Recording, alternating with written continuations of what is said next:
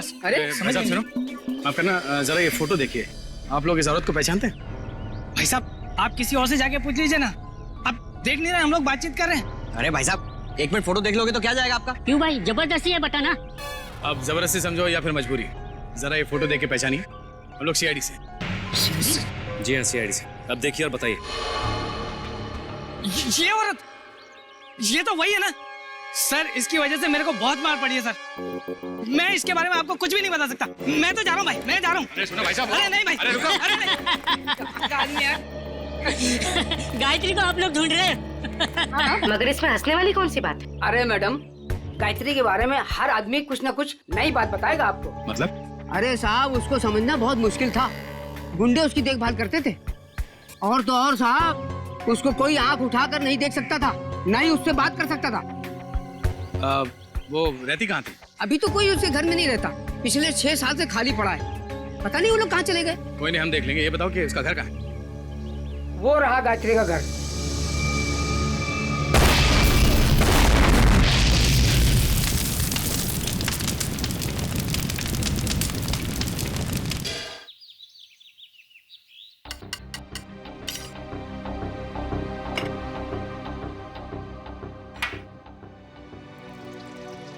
माँ जी, वो लोग इंतजार कर रहे हैं। आपके बेटे का गुस्सा तो बढ़ रहा होगा।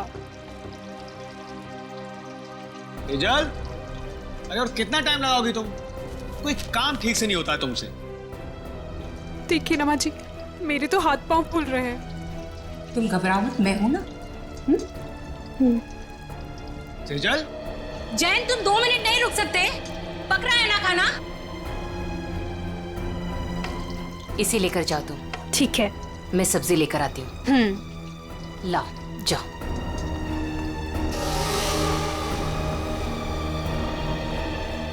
थैंक गॉड, आज खाना तो ठीक वक्त पर आ गया।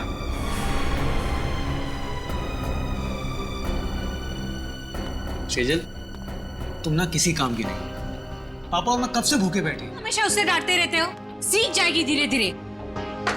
माँ, आप ही ने ना इसको अपने सर पर चढ़ा कर रखा है। मेरी लाडली बहू, मेरी लाडली बहू।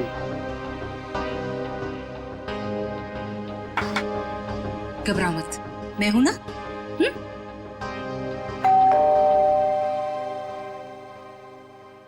अरे यार, अब ये खाने के वक्त पर कौन आ गया? हाँ सर, ये आपका पार्सल आया है। पार्सल? जी हाँ। पर भेजा किसने? सर, एक तो आपने पड़ा हुआ पार्सल लेके आया हूँ और ऊपर से मुझसे ही सवाल कर रहे हैं। तो हमने अभी तक किसी को एड्रेस नहीं दिया तो पार्सल कैसे आ गया? अरे भाई 4 दिन हुए हैं हमें यहाँ पर आए हुए, पार्सल कैसे आ सकता है? अरे बेटा, पार्सल पे नाम किसका है वो तो देखो। अरे माँ, नाम ही तो सफाचट है। ये लीजिए अपना पार्सल। चाहे आप इसे रखिए चाहे इसे फेंक दीजिए, आपकी मर्जी। और ये लीजिए, यहाँ पर साइन कर दीजिए। पापा, इसके अंदर तो कुछ अजीब सी चीज है।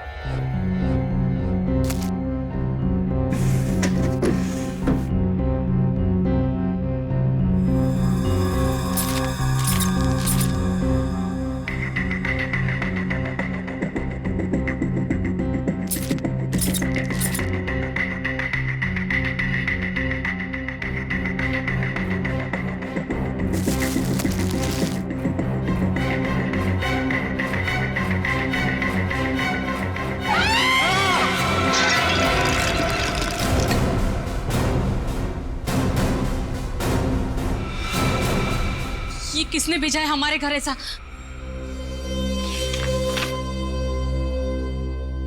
चिट्ठी? आपको ये चिट्ठी इसलिए लिख रही हूं कि आपको बता सकूं कि आप कितने बड़े जल्लाद हैं।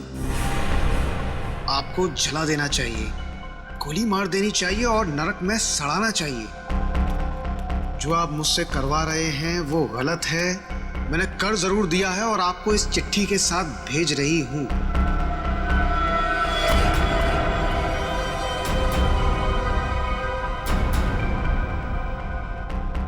लेकिन अब बस, अब मैं आपके लिए ये घोर पाप नहीं करूंगी। मैं कुछ नहीं करूंगी। अब उसे मारना है या नहीं आप देखो। मैं अपने गांव बरोलपुर वापस जा रही हूं और आपको कभी नहीं मिलूंगी। आप बहुत ही घटिया आदमी हो और मैं अब नहीं डरती आपसे। आपकी गायत्री।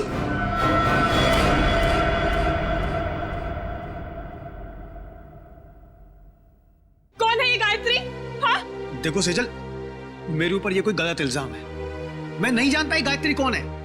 मेरे होते हुए कौन तुम्हारी गायत्री? और ये तोहफा दिया है तुम्हारी गायत्री ने तुम्हें? हाँ?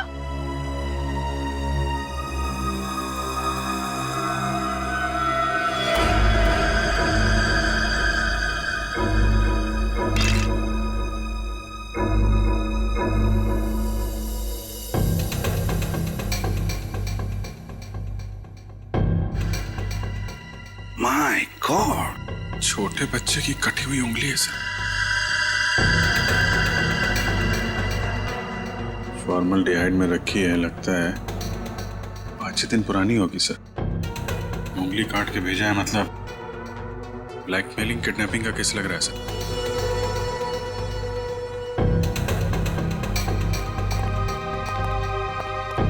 क्या आपके घर में, आपके परिवार में कोई छोटा बच्चा है? नहीं सर, हमारे यहाँ तो कोई बच्चा नहीं, और ना ही ये पार्सल हमारा हो सकता है। लेकिन आया तो तुम्हारे घर पर ही ना। अगर इसी एड्रेस पर आया तो और किसी का कैसे हो सकता है? हाँ? चिट्ठी कहाँ है वो? सब जिसके लिए लिखी गई थी उसके पास ही होगी। अरे यार, क्यों मुझे मरवाने पर तुले हुई हो? सर, चिट्ठी।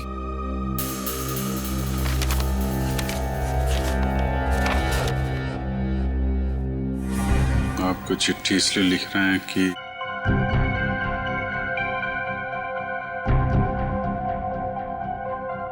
बहुत ठीक घटिया आदमी हो, और मैं नहीं डरती आपसे। आपकी गायत्री। सर, हमें नहीं पता ये चिट्ठी में ये लड़की क्या बात कर रही है, और हम गायत्री को नहीं जानते। सर, जिसे ये पार्सल मिलने वाला था उसका नाम तो लिखा था, मगर अब इसे पढ़ पाना बड़ा मुश्किल है। अच्छा, हाँ ठीक है, पता तो लगा ही लेंगे।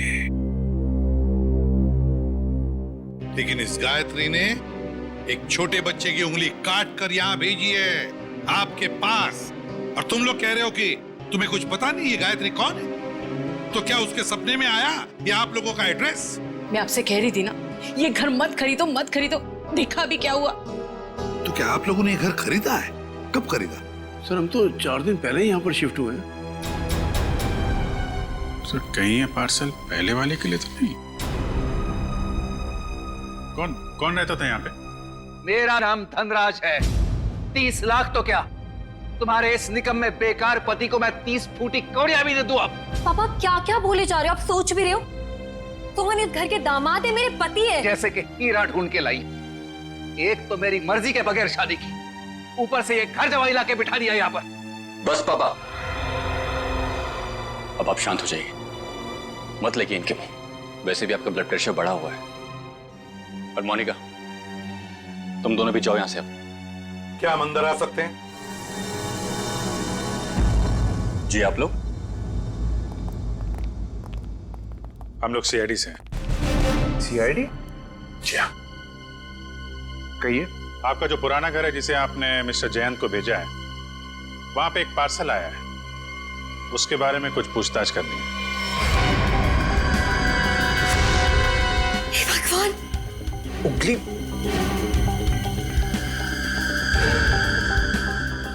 ये तो किसी बच्चे की उंगली है। जी हाँ, और इसके साथ साथ एक चिट्ठी भी है।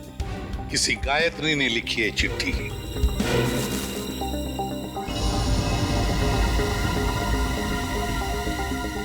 कौन है ये गायत्री? सर, हमारे तो पूरे खानदान में कोई दूर दूर तक गायत्री नहीं है। सर, हमारे परिवार में कोई बच्चा नहीं है जिसकी ये उंगली है। बिना जान पहचान के कोई यूं ही ऐसी चिट्ठी भेज देगा क्या?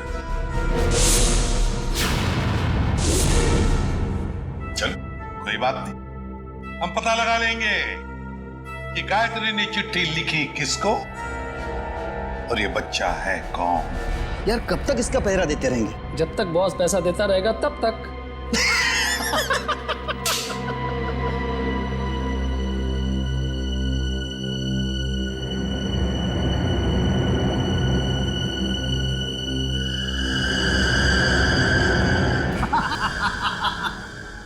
बच्चे। कटी हुई उंगली देखकर सदमा लगा इसे।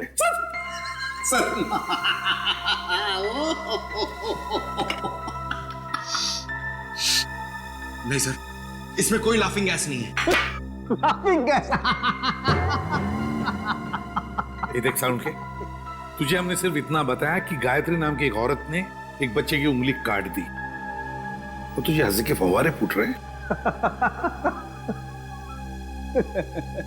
यार सिर्फ इतना ही कहा है ना कि ये उंगली शायद 5-6 दिन पहले काटी गई है, क्योंकि सही सलामत है, सड़ना शुरू नहीं हुई है। उंगली तो ठीक है, लेकिन ये फॉर्मेल्डिहाइड का क्या? फॉर्मेल्डिहाइड का क्या? हाँ क्या? ये देखो, रिपोर्ट पढ़ो फॉर्मेल्डिहाइड की। क्या? फॉर्मेल्डिहाइड सॉल्यूशन 6 साल पुराना है? 6 साल? पंकज क्या हुआ? लगता है फॉर्मल्डिहाइड पी गया इसे। सर, इसने अभी अभी कटी हुई उंगली का फॉर्मल्डिहाइड सूंघा है। सालूम के साहब ने सूंघा, सालूम के साहब गए, पंकज ने सूंघा, पंकज आया। अब तुम भी सूंघ लो। नहीं सर, मेरी वाइफ ने कहा है हंसना मना है। सालूम के सर, हमें इतना बेवकूफ मत समझिए। ये फॉर्मल्डिहाइड भले 6 साल पुराना हो, मगर इसकी कटी हुई उंगली थोड़ी 6 साल पुरानी होगी। फॉर्मेल तो क्या और नहीं तो क्या? ऐसा नहीं हो सकता कि इस गायत्री के पास 5-6 साल पुराना फॉर्मेल्डिहाइड हो जिसमें उसने ये उंगली रख दी। क्यों? अब चुप क्यों हो गए? अरे यार वो क्या जब का है? फॉर्मेल्डिहाइड 6 साल पुराना तो उंगली भी 6 साल पुरानी हो गई। देखो बॉस, वो जो चिट्ठी गायत्री ने भेजी है ना, उस चिट्ठी पर जो स्याही है, मैं उस स्याही के अंदर घुसूंगा और पता चल जाएगा। आओ, ये लो, सालू के सब अब चींटी बन के दिखाएंगे। कैसे? कुछ पी जाएंगे और क्या, चींटी बन जाएंगे? ओ, अगर चींटी नहीं बनेंगे तो इनके अंदर घुसेंगे कैसे, है ना? चल, ये है क्रोमेटोग्राफ। लाइट वहां से निकलेगी और इस जाली पर पड़ेगी। ये खास किस्म की जाली।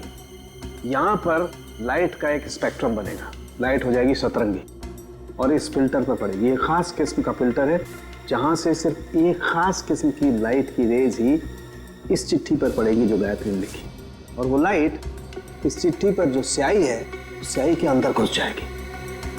उस लाइट की वजह से इस स्याही के छोटे छोटे कण अचानक गर्म होना शुरू हो जाएंगे और उन कणों की उछल कूद यहां पर दिखाई देगी।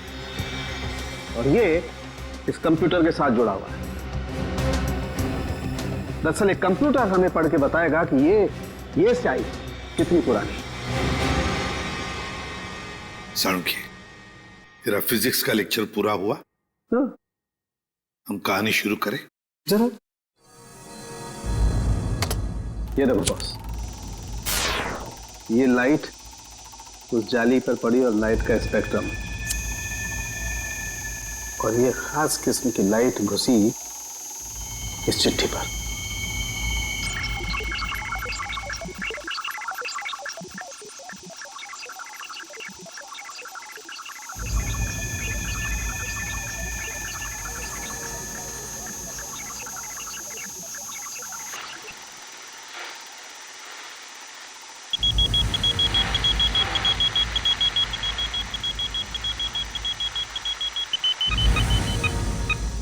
साल बस गायत्री ने चिट्ठी 6 साल पहले भेजी। गायत्री ने चिट्ठी लिखी 6 साल पहले और चिट्ठी पहुंची अब 6 साल बाद। सर, 6 साल पहले कटी हुई उंगली आज मिली। सर, न जाने इन 6 सालों में इस बच्चे के साथ क्या क्या हुआ होगा। हाँ, 12-13 साल का तो हुआ होगा बच्चा। सर, इस गायत्री को हम ढूंढ निकालेंगे। गायत्री को भी और उस बच्चे को भी। बरूरपुर जाने का इंतजाम करो। हम घर तो दिखा दे रहे हैं आप लोगों को गायत्री का, लेकिन 9 साल हो गए जब वो इस बरूरपुर से गायब हुई है। गायत्री के माँ बाप किसी से उसके बारे में कोई बातचीत नहीं करते हैं। इतना तो बता सकते हैं कि अभी वो कहाँ है, किसके साथ है? मुश्किल है साहब, पति पत्नी दोनों पूरे गांव से कटे रहते हैं, किसी से कोई बातचीत नहीं। लेकिन ऐसा क्यों? पता नहीं, हम तो उनके दरवाजे पर जाएंगे नहीं, और हमको नहीं लगता है कि आप लोगों के लिए वो दरवाजा भी खोलेंगे। टेलीग्राम। टेलीग्राम?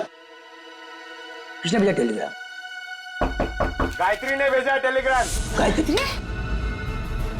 सरिता रुक, चुप।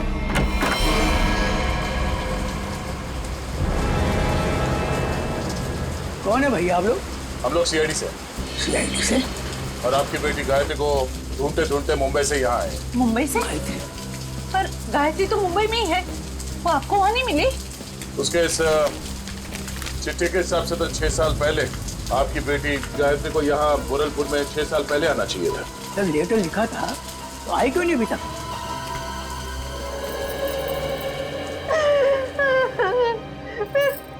कहाँ गई मेरी बच्ची? कहाँ गई मेरे बच्चे? देखिए, आप लोगों को गायत्री के बारे में जो कुछ भी मालूम है हमें बताइए, हम उसे ढूंढ निकालेंगे। हो सकता है वो किसी परेशानी में हो। हाँ? वो मुंबई में कहाँ रहती थी? पता नहीं साहब, मेरी गायत्री 18 साल की थी तो भागे मुंबई चली गई। वो हम लोगों ने उसको मुंबई नहीं छोड़ दी। अचानक एक दिन उसने फोन किया कि उसने वहाँ किसी के साथ शादी कर ली। पूरे गांव के सामने हमारी इज्जत को मिट्टी में मिला दिया। ये बात है कब की? करीब 7 साल पहले की। उसके बाद आप लोगों का उनसे कोई संपर्क नहीं हुआ? एक बार उसने फोन किया था, उसने बताया कि वो बहुत बड़ी मुसीबत में फंस गई है। पर साहब, हम यहाँ से क्या कर सकते हैं? कैसी मुश्किल? पता नहीं साहब, वो खुद फोन करके ये बोलती थी, पापा मैंने आप की परेशानी मोल ले ली है। जिसके लिए उसने ये चिट्ठी लिखी थी उसी ने मुसीबत में डाल रखा होगा उसे। किस नंबर से फोन करती थी वो आप लोगों को? किसी दुकान से फोन आता था साहब, फिर अचानक फोन आना ही बंद हो गया मेरी बेटी का। तो आप लोगों ने पता करने की कोशिश नहीं की कि उसने फोन करना बंद क्यों किया? साहब, हमने कई बार वहाँ फोन किया और एक दिन दुकानदार ने बताया कि वो मैडम अब यहाँ पे नहीं आती, शायद वो मोहल्ला छोड़कर चली गई। तो आपने उसे ढूंढने की कोशिश नहीं की? नहीं मैडम। अच्छा, गायत्री के पति के बारे में कुछ पता है आपको? कोई पता नहीं साहब पति के बारे में। अच्छा, गायत्री का एक बेटा भी था ना? नहीं साहब, उसका कोई बच्चा नहीं था, वरना क्या वो अपनी माँ को नहीं बताती? ठीक है, आप हमें उस दुकान का नंबर दीजिए और गायत्री का फोटो भी हम पता कर लेंगे। ये क्या है तेरे को बच्चे को तैयार करने में इतना समय लगता है? अरे आ रहा हूँ भाई, नए कपड़े पहना रहा हूँ। ठीक है, जल्दी आ। पता नहीं यार ये बॉस को भी क्या हो जाता है, हर महीने में एक नया कपड़ा पहनाकर उसका फोटो खींच के भेजने को कहते हैं। कमाल है।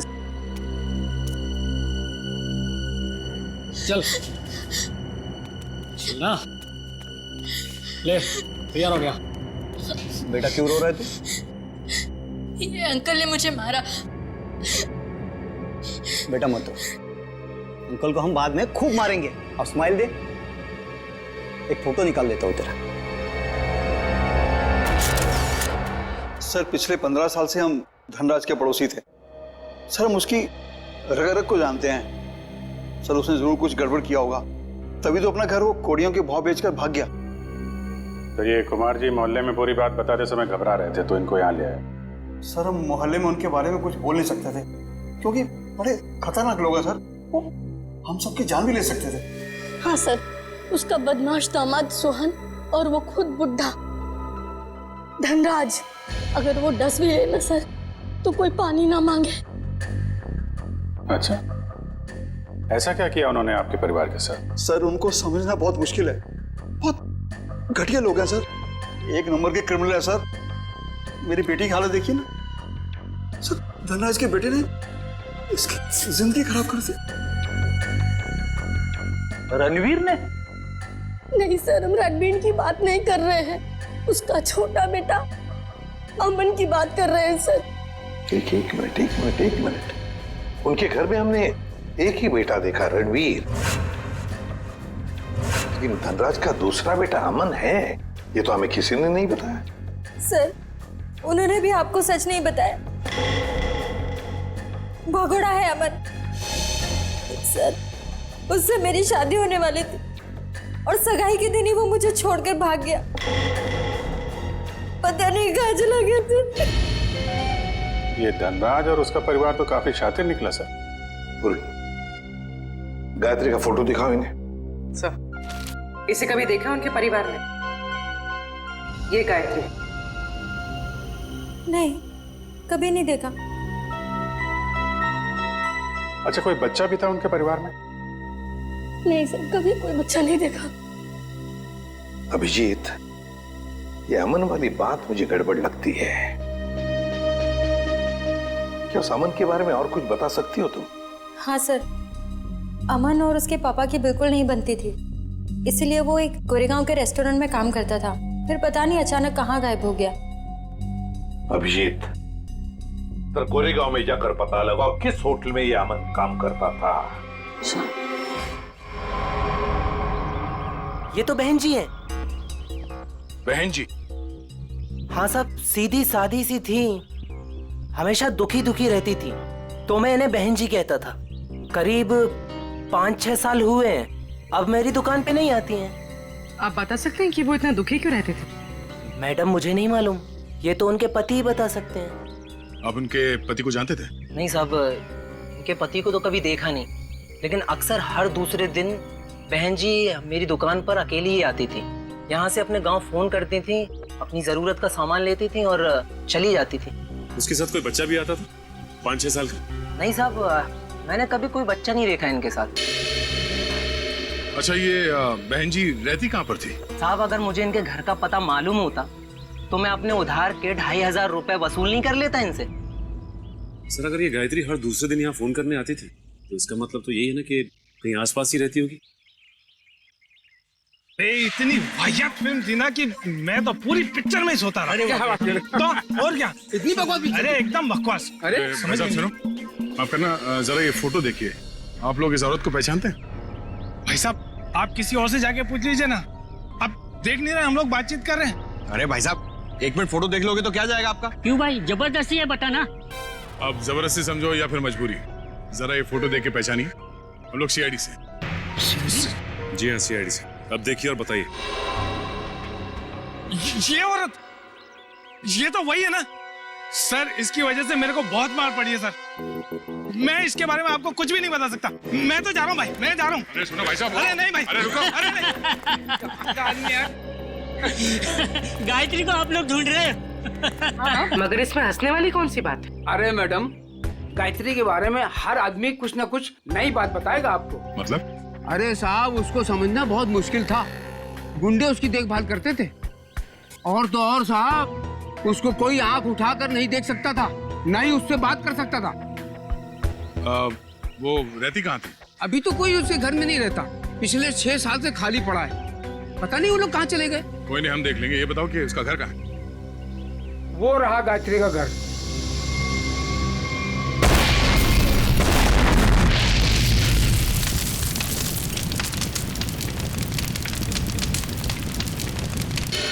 ये तो अमन साहब हैं सर।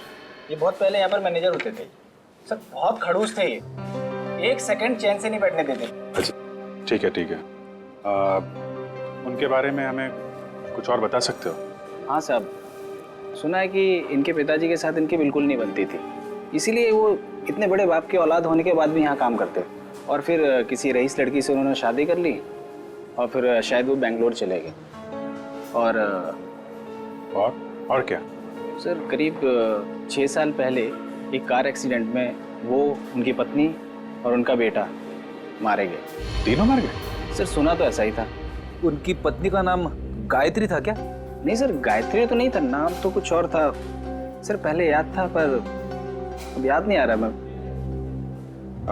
तुमने बताया उनका बेटा भी था? हाँ सर, करीब 5-6 साल का था जब वो एक्सीडेंट हुआ था। Thank you very much. वो उंगली 5-6 साल पहले की कटी हुई है, किसी 5-6 साल के बच्चे की है, और अमन के बेटे का एक्सीडेंट भी 5-6 साल पहले हुआ था, और वो चिट्ठी भी 5-6 साल पहले लिखी है। तो ये बच्चा तो पोता निकला धनराज का। कहीं ऐसा तो नहीं कि ये बच्चा अभी जिंदा हो? मुझे भी ऐसे ही लग रहा है। जरा बैंगलोर फोन करो और पुलिस स्टेशन से एक्सीडेंट के सारे रिकॉर्ड मंगवा लो। इस गायत्री का कुछ ना कुछ लेना देना है धनराज परिवार से। और ये धनराज सारी बातें हमसे छिपा क्यों रहा है?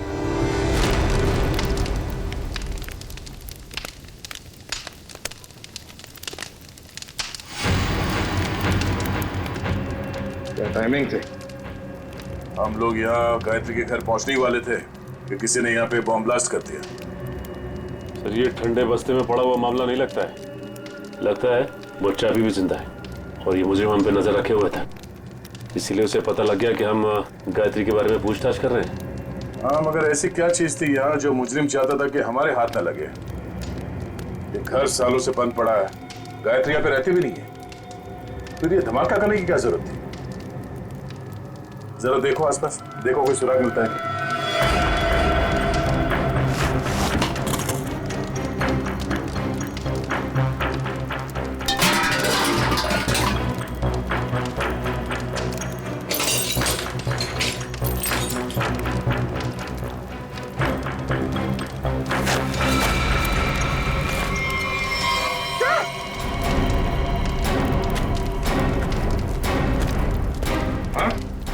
ये देखिए, किसी की हड्डियां हैं, सीमेंट और ईंट के टुकड़े पे चिपकी हुई है।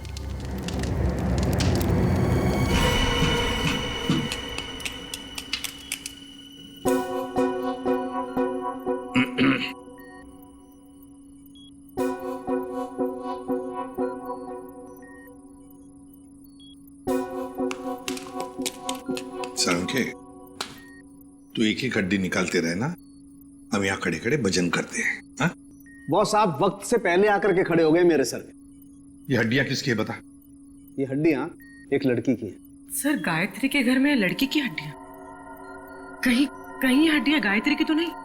पता नहीं गायत्री की है या नहीं है, ये तो तभी पता चलेगा जब हम इस खोपड़ी पर चेहरा बना लेंगे। हाँ वैसे एक बात बताऊं, ये हड्डियां किसी 30 साल की उम्र की औरत की हड्डियां हैं, क्योंकि इन हड्डियों की डेंसिटी ज्यादा बड़ी नहीं है और औरतों में 30 साल के बाद ही बदलाव आता है। तो फिर डॉक्टर सालुंखे, क्या हम इस खोपड़ी पर चेहरा बनाना शुरू करें? क्यों नहीं?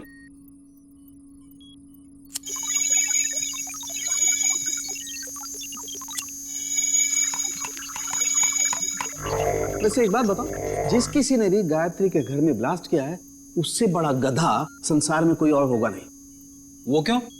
सिंपल सी बात है, अगर वो ब्लास्ट नहीं करता तो ये खोपड़ी बाहर नहीं आती, और अगर ये खोपड़ी बाहर नहीं आती बॉस, तो हम इस खोपड़ी पर चर्चा नहीं कर रहे होते।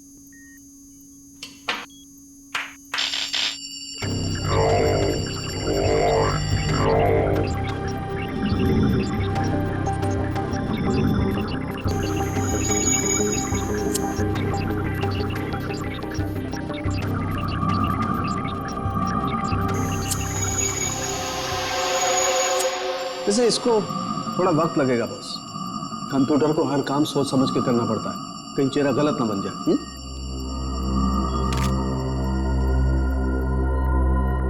माय गॉड, ये क्या है?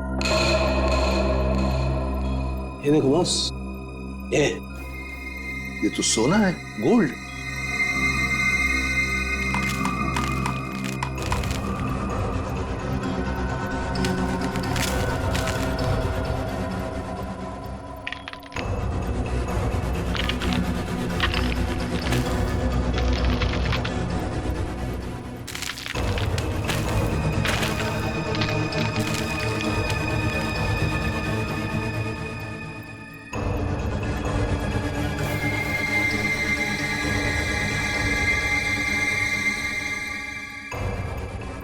ये देखो बॉस, ए फॉर एप्पल। यार, ए फॉर अमन। हाँ, चेहरा बन गया बॉस। गायत्री, सर गायत्री के घर में घुस के किसी ने उसे मार दिया और उसे अपने घर में गाड़ दिया, और गायत्री ने उस बच्चे की उंगली काट कर भेज दी। और हुआ क्या उस बच्चे का?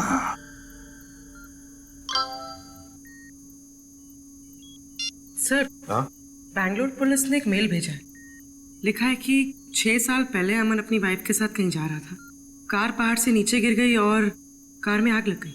हाँ, मगर इस फोटो में बच्चा भी है।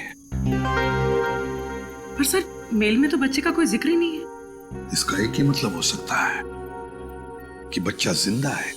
सर, बच्चे ने गले में चेन भी पहनी हुई है। और सर, वही वाली चेन है, A for apple, A for अमन।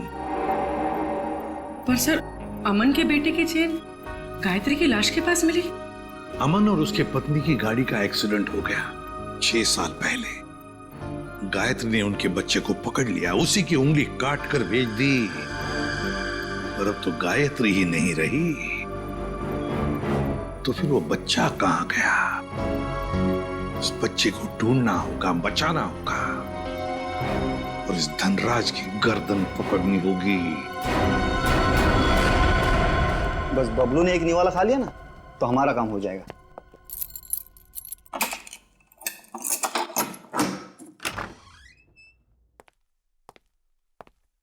बबलू बेटा, ले बेटा खाना खा ले। ये मेरे लिए? हाँ मुन्ना, तेरे लिए ही है, ले खा ले।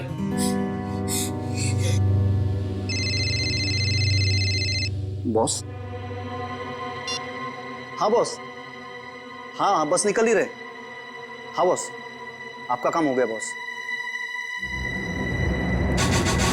चल निकल। चल।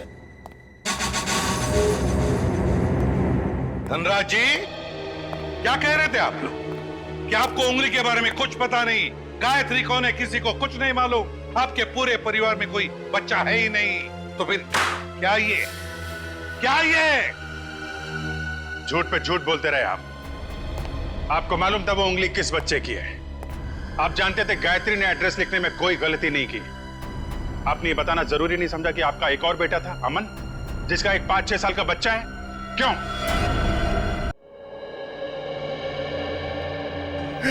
सर, जब मैंने उंगली देखी थी तो मुझे लगा था कि वो शायद पोते की हो सकती है।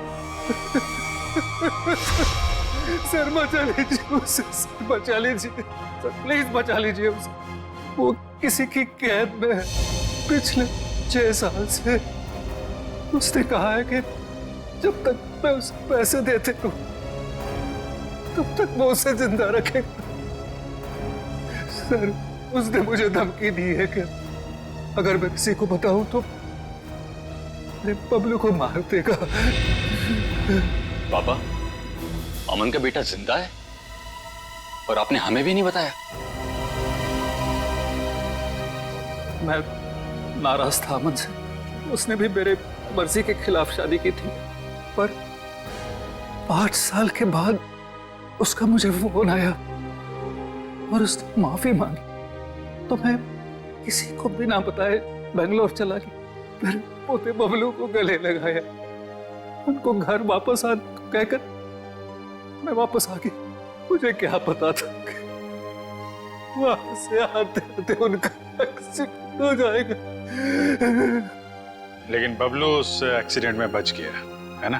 मुझे लगा था कि उन दोनों के साथ बबलू भी नहीं रहा, पर एक दिन किसी आदमी का मुझे फोन आया।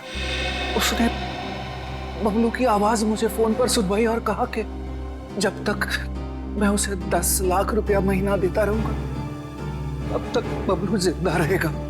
आपको ये कैसे लगता था कि उन्होंने बबलू को जिंदा रखा होगा? सर, वो हर महीने मुझे बबलू के फोटोग्राफ्स भेजता रहा सर। 1 मिनट,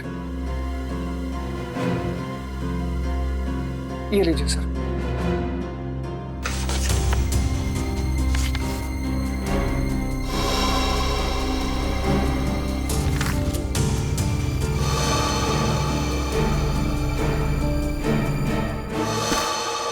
आपने उस किडनैपर का फोन नंबर तो नोट किया होगा ना? नहीं सर, वो हर बार अलग अलग नंबर से फोन करता रहा। अब तक एक भी बार नंबर रिपीट नहीं हुआ सर। धनराज जी, ये किडनैपर तुम्हारे साथ पैसे का खेल खेलता रहेगा, झूठी उम्मीद दिलाता ही रहेगा। लेकिन अब ज्यादा दिन उसका ये खेल हम नहीं चलने देंगे। नहीं चलेगा उसका ये खेल।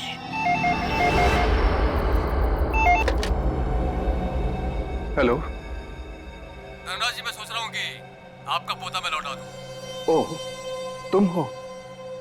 भगवान तुम्हारा भला करे। प्लीज मेरे पोते को लौटा दो। हम भगवान के भरोसे पे नहीं रहते। तुम हमारा भला करोगे और हम तुम्हारा। हाँ हाँ, मैं हमेशा की तरह पैसे लेके आऊंगा। बोलो कहाँ आना है? अभी आता हूँ। नहीं, अभी नहीं, कल सुबह ठीक 7 बजे कल्लू गैरेज, और इस बार 10 करोड़ लेकर आना। 10 करोड़? हाँ, 10 करोड़। पर इतने सारे कैश पैसे मैं कहाँ से ले आऊंगा? इसीलिए तो 12 घंटे का समय दे रहा हूँ ना। और सुनो, कोई चालाकी नहीं, वरना अपने पोते से हमेशा के लिए हाथ धो बैठोगे। नहीं नहीं, प्लीज कुछ भी मत करना मेरे पोते को। मैं पहुंच जाऊंगा, 7 बजे के पहले ही पहुंच जाऊंगा। Hello hello hello.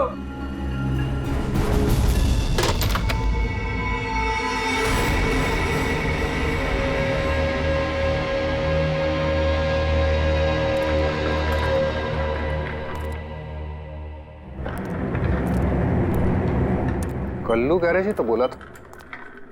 यहाँ तो कोई नहीं है। हेलो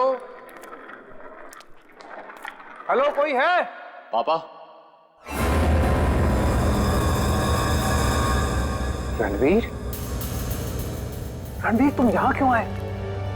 पापा, मैं आपको किडनैपर से अकेले मिलने कैसे आने देता? रणवीर, तुम्हें पता है उसने कहा था कि मैं अकेला ही यहाँ हूँ। अगर उसने तुम्हें देख लिया तो वो बबलू को कुछ भी कर सकता है। रणवीर जाओ, भागो, तुम भागो।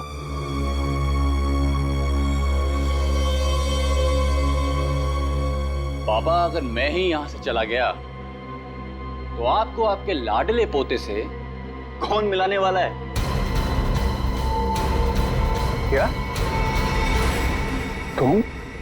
हाँ, मैं ही आपके पोते को 6 साल से पाल रहा हूं। क्या कह रहे हो रणवीर? तुम ऐसे कैसे कर सकते हो? मैं तुम्हें... अरे पापा, आराम से, शांति, नहीं तो ब्लड प्रेशर हाई हो जाएगा। आपका पोता बिल्कुल ठीक ठाक है। ले आओ रे।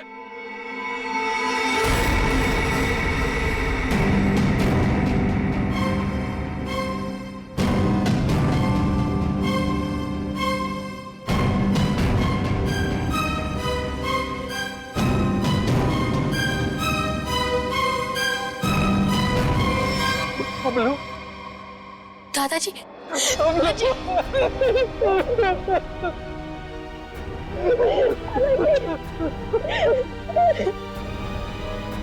मैं आगे हूं, तुम्हें कोई कुछ नहीं करेगा। चलो घर चलते। अरे रुकिए पिताजी, रुकिए। जाते जाते जरा इन कागजात पे साइन करते जाइए, देख लीजिए। वो क्या है ना कि ये सब हो जाने के बाद आप और मैं एक साथ तो रह नहीं सकते, तो आपका घर और फैक्ट्री मेरे नाम कर जाइए और दफा हो जाइए। तो जैसे विश्वासघातकी को तुम्हें एक फूटी कौड़ी भी नहीं दूंगा। दोगे पापा, दोगे। जब आप बिना देखे अपने पोते के लिए करोड़ों रुपए दे सकते हो, तो देखने के बाद तो इतना दे ही दोगे। नहीं मिलेगी, एक फूटी कौड़ी भी नहीं मिलेगी। अच्छा, देखते। क्या कर रहे हो? सोच लीजिए। दादाजी नहीं। मैं बुढ़े साइन कर, दोबारा मौका नहीं दूंगा।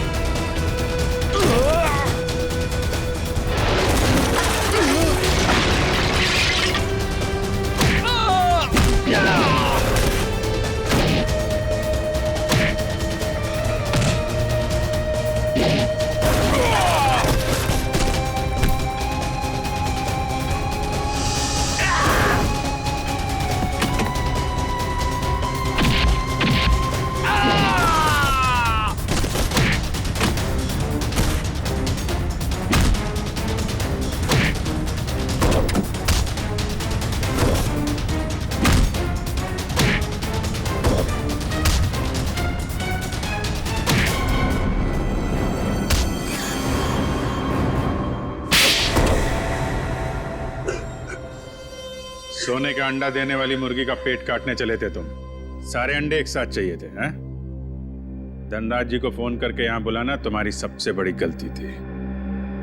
गायत्री ने वो चिट्ठी इसी जल्लाद के लिए लिखी थी। इसने शादी की थी उससे। अब बता, क्यों किया तूने ये सब? कोई औलाद नहीं थी इनकी, तभी इन्होंने मुझे गोद लिया था। लेकिन फिर अमन के हो जाने के बाद मैं इन पर बोझ बन के रह गया था। रणवीर, मैंने तुम्हें कभी अमन से कम नहीं समझा बेटे। झूठ बोल रहे हो तुम। अमन ने इनकी मर्जी के बगैर शादी की थी और वो घर छोड़ के चला गया।